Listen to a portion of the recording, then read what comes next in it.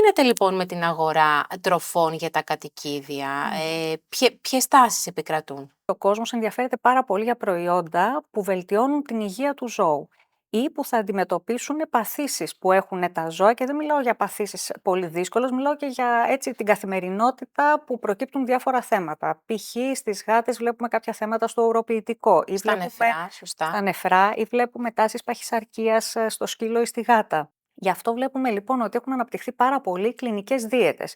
Κλινικές δίαιτες λοιπόν είναι τροφές τις οποίες παίρνει το ζώο σε καθημερινή βάση, και ξηρές και υγρές, έτσι, και για ποικιλία καλύτερη, και μπορεί να αντιμετωπίσει αυτά τα θέματα. Μμμ. Αλλά και τροφές συντήρησης οι οποίες έχουν έτσι claims για την υγεία του ζώου. Οπότε αυτό είναι ένα κομμάτι το οποίο βλέπουμε ότι αναπτύσσεται πάρα πολύ. Ο άνθρωπος χρησιμοποιεί συμπληρώματα για να Δηλαδή πάρει βιταμίνες για τα βιταμίνες, ζώα. ακριβώς, πολυβιταμίνες και διάφορα άλλα σκευάσματα, όπως λοιπόν τα παίρνουμε εμείς, έτσι αρχίσαμε να τα δίνουμε και στα παιδιά μας, και έχει αρχίσει να αναπτύσσεται και το κομμάτι αυτό και για τα κατοικίδια, για το σκύλο και τη γάτα.